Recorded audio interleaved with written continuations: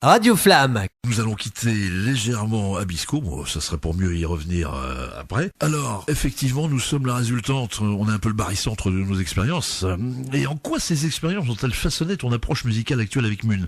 Mun était déjà en gestation depuis longtemps Bon, c'est vrai qu'il est avec Rouage Lunaire quand même, il est... Oui, disons qu'à la fin d'Alphabet, moi j'avais toujours des compositions déjà, j'en avais certaines qui étaient en cours, et j'avais toujours envie de m'exprimer avec des compositions. Abisko, c'est pour l'instant pas...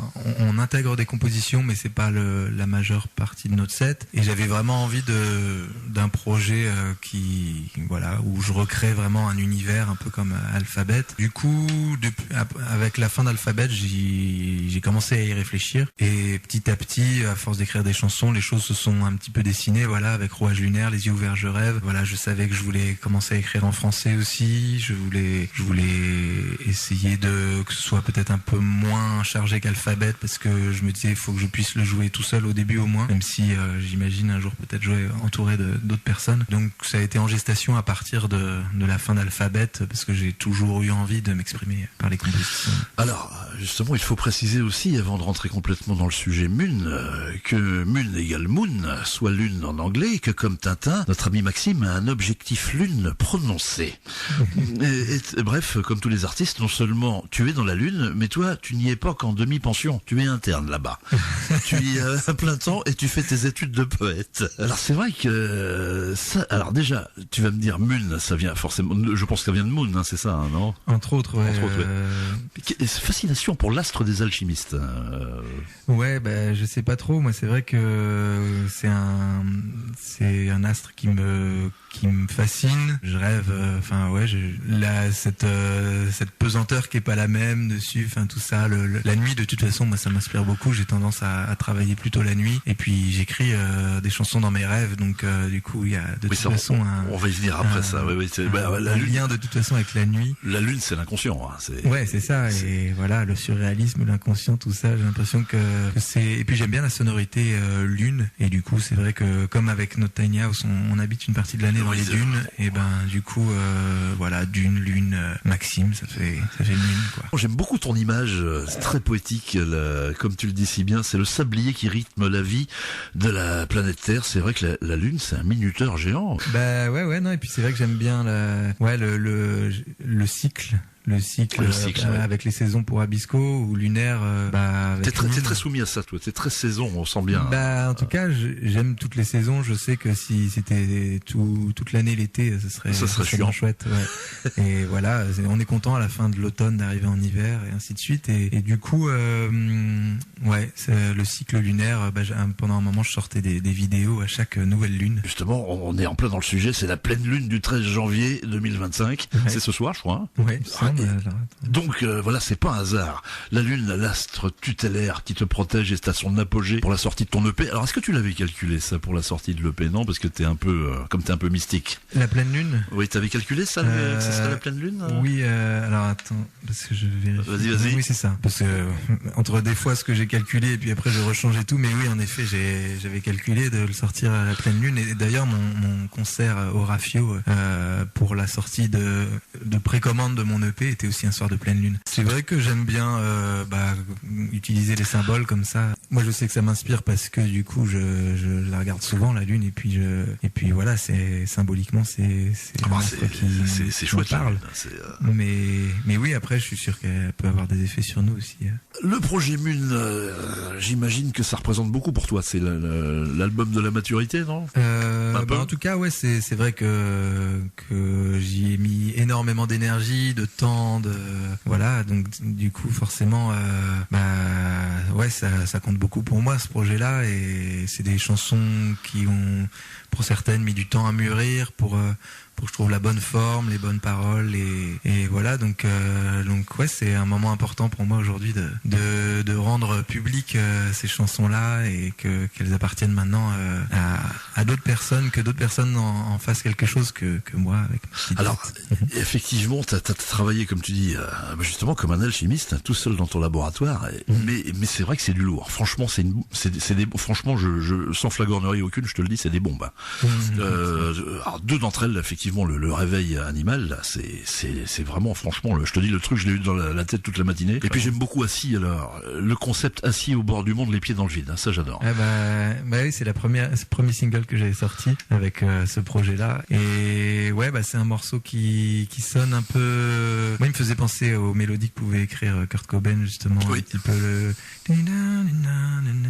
Je le voyais bien chanter ce genre de mélodie. Alors, ouais, c'est un morceau que j'aime beaucoup aussi, qui est pas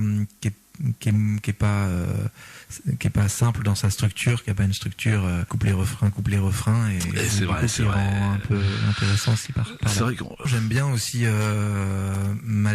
essayer de.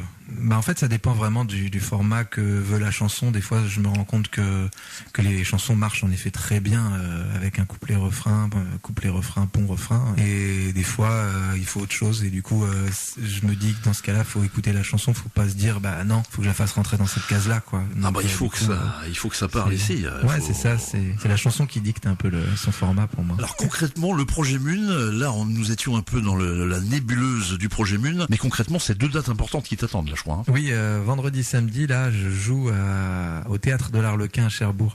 T'es déjà allé, non? Ouais, j'y suis déjà allé. Et puis en fait, en première partie, il y a aussi, c'est très chouette, un ami, des copains qui viennent. On va en parler de ça. Les fleurs qui poussent sur les os, c'est voilà, ça. c'est ça. Donc ça va être une très très belle soirée avec plein de copains et pour la sortie de mon EP, donc j'ai hâte. En 2 parties, donc.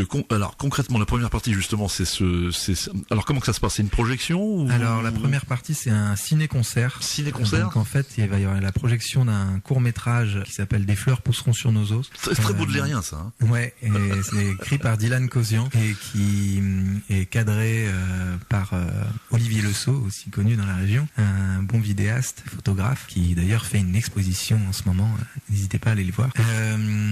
Et donc voilà, pendant la projection de ce film, dans lequel je tiens l'un des rôles principaux avec Céline et une autre fille qui s'appelle Nikita, pendant la projection de ce film, ils feront un live musical en parallèle parce que c'est un film musical. Enfin, il n'y a pas de dialogue, c'est de la musique écrite tout le long par Dylan, et donc ils joueront sur le côté du film. Ils joueront voilà, pendant la projection, et comme au bon vieux temps des films muets où on jouait du piano, d'accord. C'est ça. Et avec Céline, on chantera 2 chansons aussi pendant cette projection. Et après cette projection, du coup, le rideau tombe et il y aura mon matériel derrière pour faire un concert de Mune juste après. Voilà. 2 belles soirées en venant, alors. C'est ça. Ça va être 2 fois.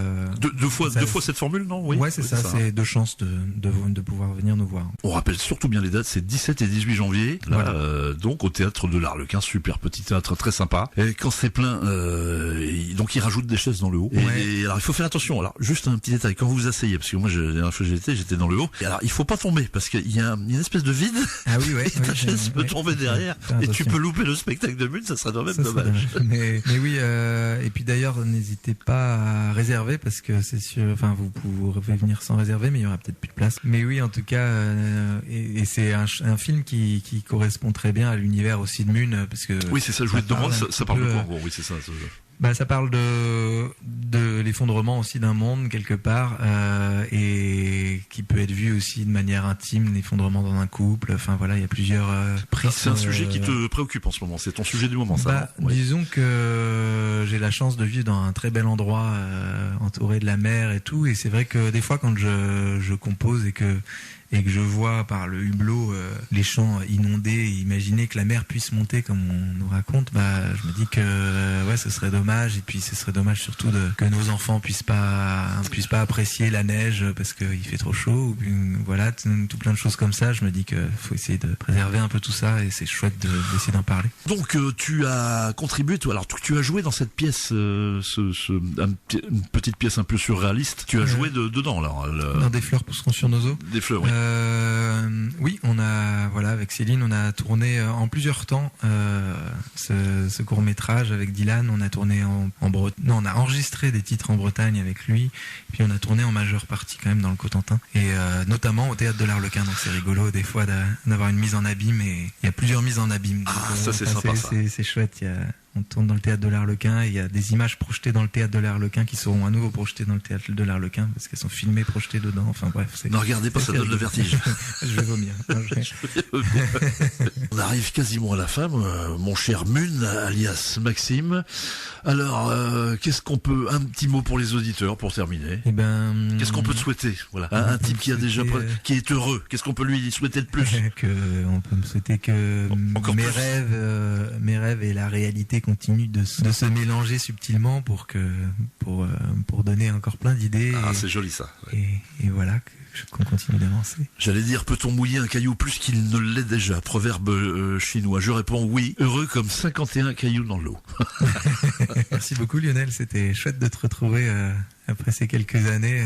T'as toujours une plume aussi riche et ouais, inspirée. C'est très gentil, mais ce n'est pas fini. Ça, c'était que l'effet kiss. Maintenant, il y a l'effet cool qui arrive, c'est la conclusion. Il n'est pas fini, tu vois, la conclusion. Avec attention, alors. La Mardeau n'est que le parloir où la lune, via son reflet furtif, vient nous donner rendez-vous à nous autres pauvres prisonniers de la Terre, amoureux transis de l'astre mort et pâle. Mais la lune a ses chouchous. Mun est l'un d'eux. Mun, sorte de Ziggy Stardust 2.0, est un quantin d'énergie lunaire onirique, de nature ondulatoire, qui redéfinit le potentiel de l'être Maxime. Car en effet, avant, dans un monde tangible, triste et limité, nous avions des jauges max-min, avec un maximum et un minimum. On était alors soit à max, au summum de notre potentiel, soit à min, au minimum. Avec l'invention de la jauge maxime-mun, soit max-mun, les fluctuations énergétiques ne veulent plus rien dire, puisque mun est toujours à max, et max toujours à mun. Quel que soit l'instant T, il réinvente ainsi le chant quantique. Dans les églises, hein. Ne serait-ce qu'à l'église de Benoîtville, avec le duo folk Abisco. La conséquence de tout ça, c'est que suivant les préceptes de la constante de Planck, la particule lunaire mun, comme le reflet de la lune dans l'eau, n'est jamais là où on l'attend, excepté dans les salles de concert, en l'occurrence au théâtre de l'Arlequin, les 2 jours J du 17 et 18 janvier 2025. Mais y sera-t-il vraiment, hein? Faites-lui confiance, fermez les yeux et asseyez-vous. Dans cet emplacement intime et nébuleux qui est le sien, il s'y est déjà téléchargé à 40%. Ce garçon est le réceptacle parfait de la poésie. Insaisissable et béni des dieux, il chevauche sur le vent de l'inspiration. Merci Lionel.